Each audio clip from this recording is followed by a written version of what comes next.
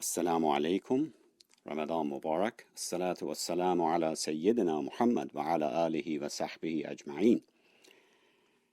We will be having this Ramadan under special circumstance while in lockdown from COVID-19. How do we manage Ramadan this time? How do we recharge our spiritual batteries as we usually do this time of the year? While we will not be able to attend congregational events such as Jummah prayers, social events, and iftar gatherings, the spirit of Ramadan, which is that of getting closer to Allah through many acts of worship and the giving, are all still there and perhaps can be conducted in much more, personal level. In addition, we get to spend more time with our families as we do things together more so than ever before. While we break our fasts together, we can even perform acts of worship together. We can pray all 5 prayers in congregation, jama'ah, as we should always. In addition, my suggestion would be to pray the night prayers, qiyam al-layl, together in jama'ah as well. By the way, qiyam al-layl or night prayer is the same as what some call it tahajjud or tarawih in Ramadan. And the qiyam al-layl is not specific to Ramadan, just more rewarding in Ramadan. This Ramadan, you can let a family member who can recite the Quran better to lead the prayer as imam. He can hold the Quran and recite from it on every rak'ah while others in the back listen and follow. By the way, you do not have to complete a whole juz. It can be anywhere from few verses to the entire chapter. So you don't have to complete the entire Quran by end of Ramadan. After completion of 8 rak'ah, you can make dua in the witr prayer, and that would be the end of the night prayer. The best time for Qiyamul Layl is the last third of the night, about an hour or two before Fajr prayer. But if that's difficult, one can do Qiyamul Layl after Isha, following the Sunnah prayer. The Sunnah prayer, in which this would be the early part of the night after Isha. Of course, individually at any time, one should make dua and recite the Quran while paying attention to the meaning of the verses. So this is a good regimen to keep throughout the entire month of Ramadan.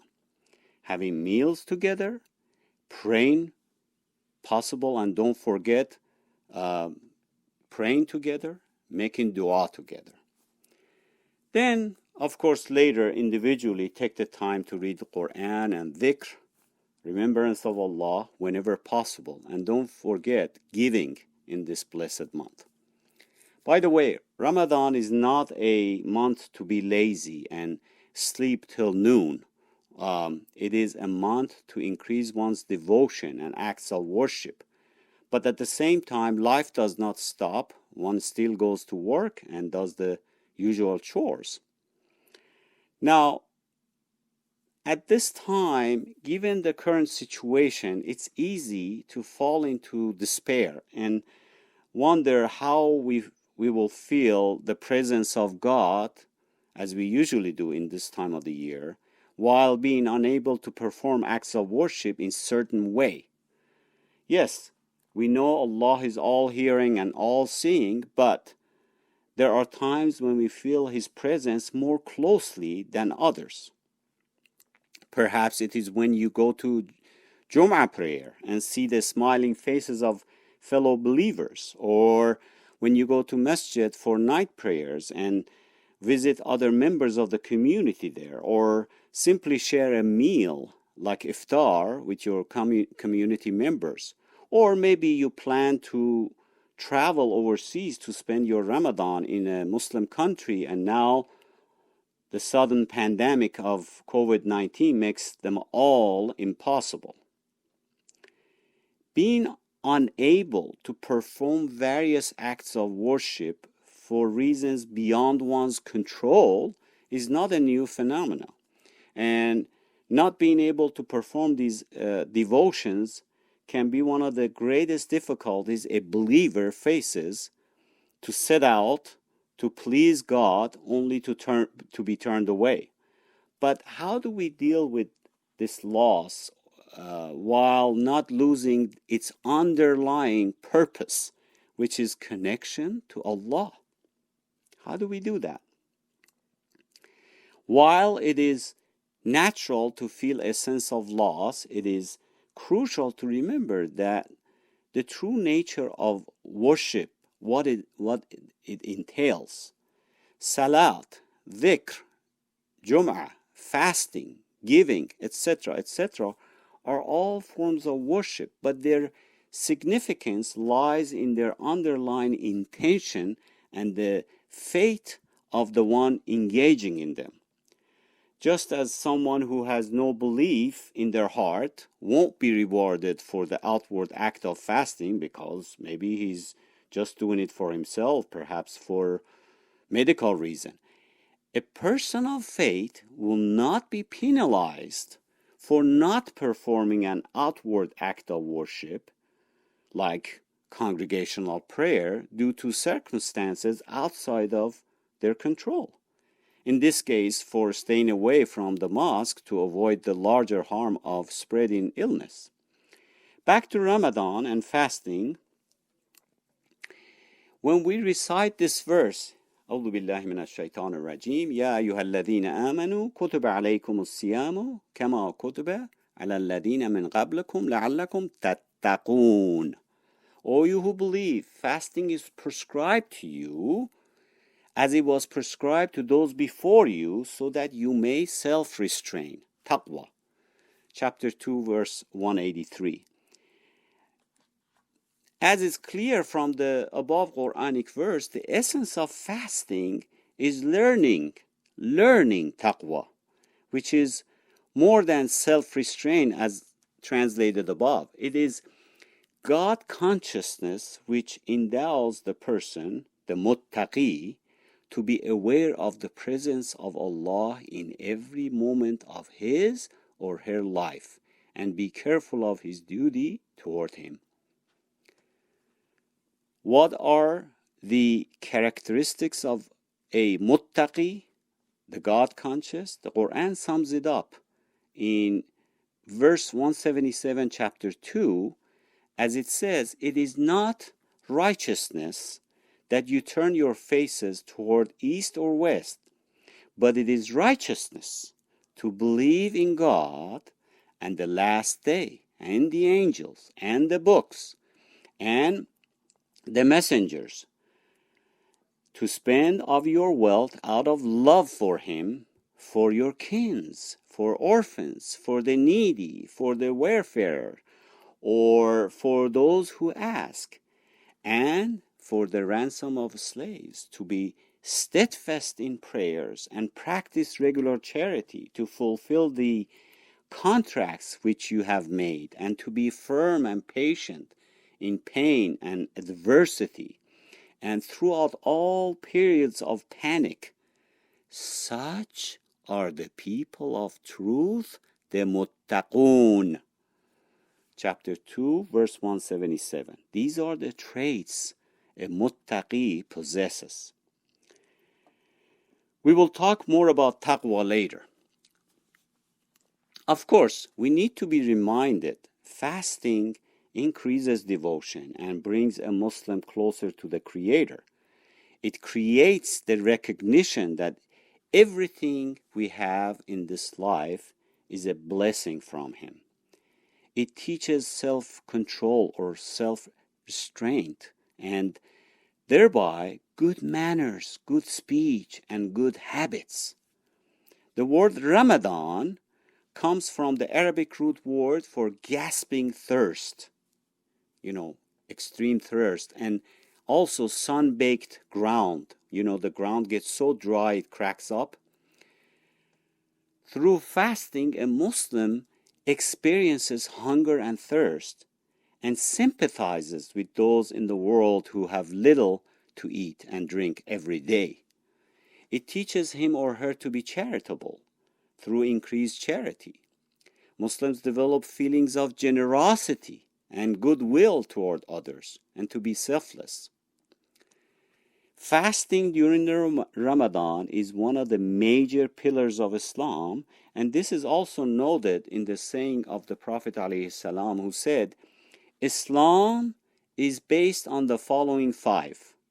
To testify, of course, that none has the right to be worshipped but Allah, and Muhammad is Allah's messenger.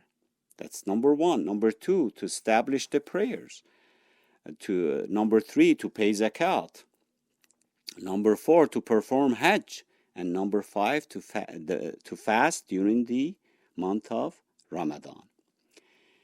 While fasting is an obligation for all able-bodied persons who are not traveling or sick, it is also clear from some of the other verses in the Quran and numerous sayings of the Prophet ﷺ that fasting is not restricted to the month of Ramadan and can be observed voluntarily, of course, at other times. The Prophet ﷺ used to fast on Mondays and Thursdays, almost on a regular basis. Great merits and rewards, both spiritual and physical, can be drawn from fasting. As noted by many doctors, the physiological effect of fasting includes lowering the blood sugar, lowering the cholesterol, and lowering the blood pressure. In fact, Ramadan fasting would be an ideal recommendation for the treatment of mild to moderate, stable, non-insulin diabetes, obesity, and essential hypertension. Now, on the other side, spiritually, as stated in the Quran, Allah promises forgiveness and vast rewards for a fasting person, as it says. This is in chapter 33, verse 35. Indeed, Muslim men and women who submit to Allah, and men who believe and women who believe, and men who obey and women who obey, the men who speak the truth and women who speak the truth, the men who persevere in righteousness and women who persevere in righteousness, and men who are humble and women who are humble, and men who give alms, charity, and women who give alms, and men who fast and women who fast, and men who guard their modesty and women who guard their modesty, and men who remember Allah a lot, and women who remember Allah much. Allah has prepared for them forgiveness and a vast reward. Now, how to attain taqwa? By adhering to commands of Allah in our daily lives and in our dealings with others. These are simple commands, very simple commands, but are hard to practice. Being humans, we give in to different kinds of temptations that weaken our resolve to practice these commands. We all know the harmful effects of loose tongue, jealousy, envy, self-promotion, self-interest, and backbiting. How do we avoid these? How to build and strengthen character? What could be a better way than to make a sincere effort to reflect upon and practice Allah's commands? What could be better? What could be a better month, I should say, than Ramadan for achieving this, for starting on these? Let us make a decision with all our hearts to embed these values in our lives, to instill them in our children? Why wait for tomorrow that may never come? Here are some of the important Quranic commands and reminders we should all focus on. فَلَا تَتَّبِعُوا الْهَوَى. Hence, do not follow the vain desires of your heart. Chapter 4, verse 135. وَلَا تَجَسَّسُوا وَلَا يَغْتَبْ. And do not spy upon one another, and neither allow yourselves to speak ill of one another behind your backs. Chapter 49, verse 12. يَا أَيُّهَا الَّذِينَ آمَنُوا أُوفُوا بِالْعُقُودِ. O you who believe, fulfill your obligations, your promises. Chapter 5, verse 1. وَلَا تَكْتُمُوا الشَّهَادَةَ. Do not conceal evidence and testimony. Chapter 2, verse 283. وَقُولُوا قَوْلًا سَدِيدًا. And say a word directed to the right thing. Chapter 33, verse 70. وَاجْتَنِبُوا قَوْلَ الزُّورِ. And avoid every word that is untrue. In other words, don't lie. Chapter 22, verse 30. وَإِذْ قُلْتُمْ فَاعْتَدِلُوا. Whenever you speak, speak justly. Chapter 6, verse 152. وَإِذَا سَمِعُوا اللَّغْوَ أَعْرِضُوا عَنْهُ. When they hear vain and idle talk, they turn away from it. Chapter 28, verse 55. وَلَا تَقْرَبُوا الْفَوَاحِشَ مَا ظَهَرَ مِنْهَا وَمَا بَطَنَ. And do not commit any shameful deeds, whether open or secret. Chapter 6, verse 151. يَا أَيُّهَا الَّذِينَ آمَنُوا لِمَ تَقُولُونَ مَا لَا تَفْعَلُونَ. O you who believe, why do you say that which you do not do? Chapter 61, verse 2.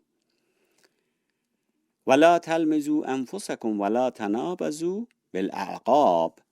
Neither defame one another, nor insult one another by nicknames or calling names. Chapter 49, verse 11. يَا أَيُّهَا الَّذِينَ آمَنُوا اجْتَنِبُوا كَثِيرًا مِنَ الظَّنِّ. O you who believe, avoid suspicions as much as possible. Chapter 49, verse 12. وَلِكُلٍّ دَرَجَاتٌ مِمَّا عَمِلُوا. And for all there will be ranks from what they do. Chapter 46, verse 19. أَلَّا تَزِرُ وَازِرَةٌ وِزْرَ أُخْرَى. No one shall bear another's burden. Chapter 53, verse 38. These are Quranic lessons we have discussed in detail before, but mentioned here as a reminder for all of us. I know there are a lot of despair, even depression going around right now. People lost their jobs, or worse, lost a family member or a friend to COVID-19, or the best case, cooped up at home suffering cabin fever, which appears to be nothing compared to the first two. However, for us Muslims, this difficulty should be reconcilable and easy to understand and tolerate. Sure, we're not used to it, but this is not the first time such a calamity has occurred. Only believers who truly believe in qada wa qadar, divine decree and destiny, can bear with it and reconcile it in their minds. Islam is anchored in hope, in mercy and peace. It is through conversation with our Creator, in prayer and in reflecting on His words, that we find peace and our place of comfort. Of course, as long as we remain careful in safeguarding these acts of worship from becoming merely empty rituals. It was the practice of the Prophet ﷺ that whenever he felt troubled, he instinctively sought relief and refuge in Allah through prayer. It is reported that he has said, "O Bilal, call iqama for prayer. Give us comfort by it." Allah tells us the Quran itself is His paramount gift to mankind, one that in and of itself is worth rejoicing over. It is the place of refuge to turn to daily for powerful and meaningful counsel. From whom? No one other than the Creator Himself, Allah subhanahu wa ta'ala. It brings with it mercy, guidance, relief, and comfort for our hearts from doubt, from confusion and worry, all of which are in reality the gift of pure and lasting optimism, a gift that ensures a good life while promising us an eternity that is above and beyond any and all expectation of this world. The vast and frequent descriptions of paradise in the Quran and numerous verses of hope that leave no room for despair. In fact, distinguishing and critical factors in Islamic doctrine that further establishes one's purpose, direction, and motivation to worship Allah, seek His pleasure, and attain good. In other words, despair is not in Muslims' vocabulary. We find that one of the key qualities of a believer is his optimism. The one who acknowledges his or her blessings is likely to be appreciative of them and to feel contentment, in turn showing his gratitude toward Allah in worship and obedience, while the one who does not see any good in what he or she has been blessed with will eventually and naturally see the world as a place of difficulty and distress. And guess what? He will fail to recognize the source to turn to. You know, a similarity can be drawn here to the optimist who sees the glass as being half full, while knowing and feeling confident that it will continue to be filled, while the pessimist sees the glass as half empty with no hope of it ever being filled. The concept of relying wholeheartedly on Allah to hear our pleas for help and to believe with certainty that He will respond to us favorably is further established in the following verse that we're about to recite, in which Allah emphasizes His all-encompassing knowledge of even the most subtle things we do. Not even the smallest amount of effort will go unnoticed or unrewarded.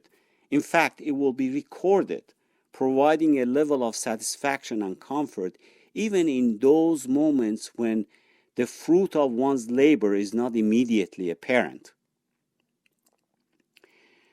وَمَا تَكُونُوا فِي شَأْنٍ وَمَا تَتْلُوا مِنْهُ مِنَ الْقُرْآنِ وَلَا تَعْلَمُونَ مِنْ عَمَلٍ إِلَّا كُنَّا عَلَيْكُمْ شُهُودًا إذ تفيضون فيه وما يعظم عن ربك من مثقال ذرة في الأرض ولا في السماء ولا أصغر من ذلك ولا أكبر إلا في كتاب مبين. And O Muhammad, you are not engaged in any matter or recite any of the Quran, and you people do not do any deed except that we are witness over you when you are involved in it. And we're not absent from your, and these deeds are not absent from your Lord. Any of it, any part of an atom's weight within the earth or within the heaven, or anything smaller than that or greater than that. But it is in clear register. Chapter 10, verse 61. All of your good deeds are registered, recorded.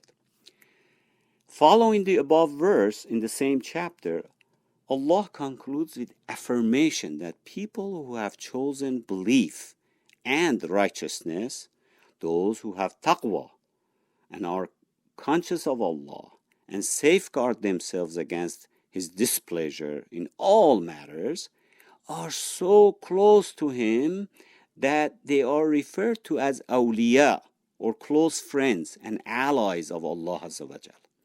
To them, he has promised ultimate relief from fear and grief, the two powerful emotions which can destroy optimism. You know, fear and grief, these are very powerful emotions, and they usually go against anyone who is optimistic. No matter how loud and threatening the voices of harm, dissension, and fear may appear in the moment, Allah is giving the promise of ultimate relief. In reality, nothing has the power to overcome the optimism of those who recognize Allah as the only one capable of changing outcomes. ألا إن أولياء الله لا خوف عليهم ولا هم يحزنون الذين آمنوا وكانوا يتقون لهم البشرى في الحياة الدنيا وفي الآخرة لا تبديل لكلمات الله ذلك هو الفوز العظيم. Unquestionably, for the allies of Allah, friends of Allah, there will be no fear concerning them, nor will they grieve. Those who believed and kept their duty to Allah, those who are God conscious, yattaqun, for them are glad tidings, good news, in the worldly life and in hereafter. There is no changing the words of Allah. That is the great attainment, the great victory. Chapter 10, verses 62 through 64. So, this is the promise and affirmation from Allah located in the Quran. And of course, many verses about what happens to the righteous. Innal abrara lafi na'im. The righteous shall indeed be blissful. Chapter 83, verse 22. It is interesting what others have said about optimism. As an example, Samuel Newlands, who is the professor and co-director of the Center for Philosophy of Religion at Notre Dame University, stated, quote, "If you had the ability to choose a single psychological trait that you could improve in yourself, I might recommend optimism because it is correlated with so many other good measures. Optimists tend to have longevity, be very healthy, have great life satisfaction, and be successful. And this is holding fixed for economic, religious, and social status measures." Unquote. Newland suggests that optimism can be chosen and learned. Well, he's not alone. Psychologist Dr. Betty Phillips says, quote, "Many people think that the grass is greener, quote unquote, for happy people. Research, however, shows that happy and unhappy people, generally have the same number of adverse events in their lives." That makes sense. The difference is in their interpretation of unfortunate life events. Optimistic people are willing and able to make positive life action plans to counteract negative events in their lives, while the pessimists are more likely to do nothing, then find themselves sinking into negativism, lethargy, perhaps even depression. These are two views from experts in the field. But, for us Muslims, guess what? This is automatic. A Muslim is inherently, based on his belief, should be an optimist because he believes in divine plan and that everything ultimately is or will be for good, and that nothing happens without Allah's permission. Furthermore, as indicated, Islam is anchored in mercy, hope, and peace. It is through conversation with our Creator, Allah, in prayer and in reflecting on His words that we find peace in heart, our place of comfort, and yes, the ultimate optimism. At the end, I will leave you with this. In this Ramadan, let's reflect, let's re-examine our understanding of why we're here. We talked about the acts of worship. Ask your son, your daughter, your spouse, your family members, why is he or she fasting or praying? What is the reason? You're going to get and you're going to hear many different answers. And of course, at the end, you have to provide the real answer if none of them gave it to you. Alhamdulillah, we do not have a problem in how-tos. We all know how to pray or how to fast. Rather need to work on why we do them. Why do we pray? Why do we fast? Sometimes Google does not provide the real answers. We need to make sure all of us and our family members know the reasons, which is the most important part. We ask Allah to make this Ramadan a Ramadan full of blessing for us and accept all our acts of worship. We ask Allah to take away our worries and distress, especially during this time of difficulty. We ask Allah to remove this virus from us and coming out of it, make us even stronger than before in our faith. Bismillahir Rahmanir Rahim. Wal asri innal insana lafi khusr illa alladhina amanu wa amilus salihat wa tawasaw bil haqqi wa tawasaw bis sabr. Assalamu alaikum.